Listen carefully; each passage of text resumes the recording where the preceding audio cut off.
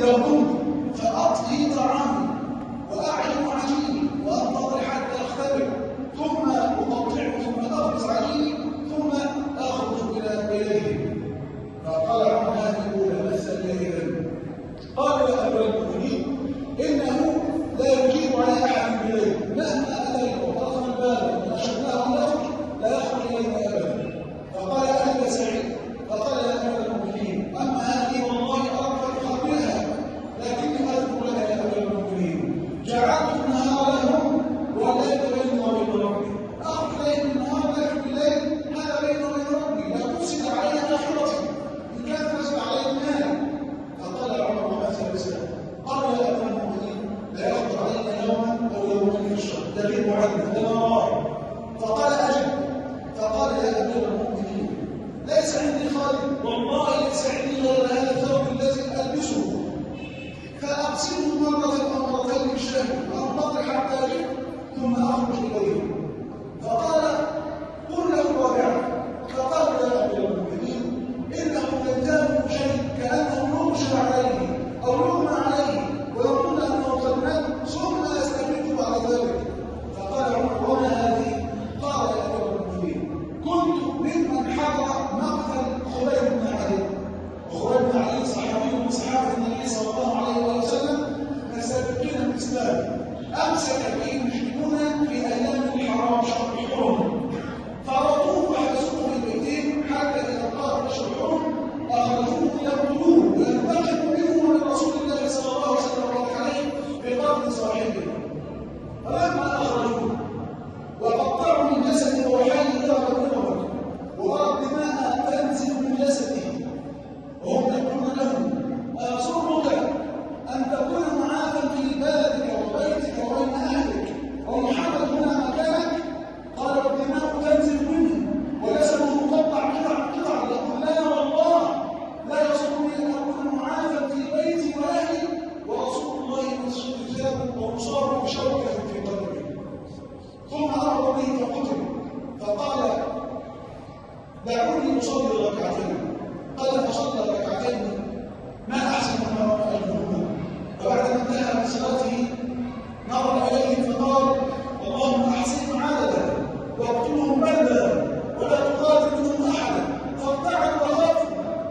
ثم أخذ الرجل مع ابنه يخبره حتى لا يصيبه دعوة خبيب بن علي ثم فارق البطن. ومن يومها يا أمير المؤمنين لأذكر هذا المشهد وكيف أني قد خذلت ولم أنصره وأنا عاشق فأخشى أن تصيبني صاعقة كسمات أن الله عز وجل يعاقبني لأني لم أدافع عنه. فقال عمر رضي الله عنه وأرضاه الحمد لله الذي ما غير وأمر به. ثم انصرف عمر بن الخطاب وأرسل لغلام 1000 دينار من ذهب وقال كل هذا المال فأعطيه لسعيد تقوى به على أمر المياه.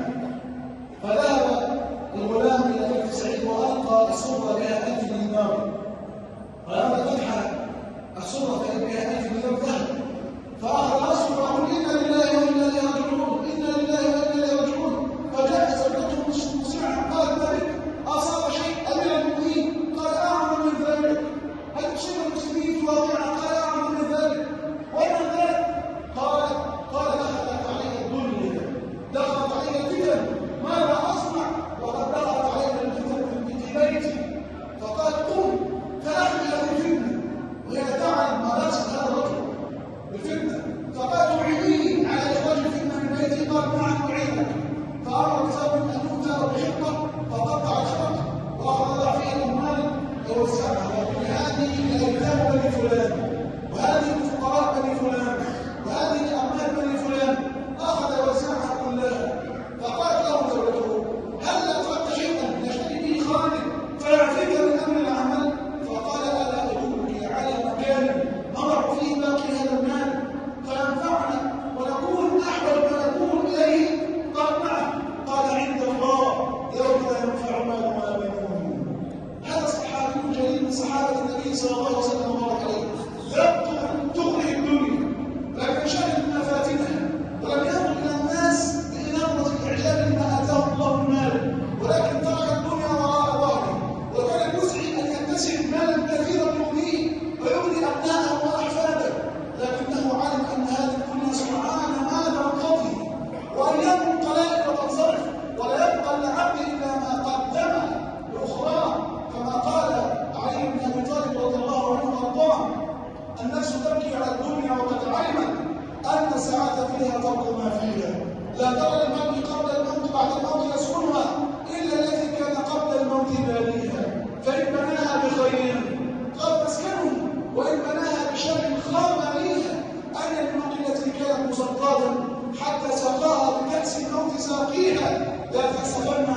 وما فيها، فالموت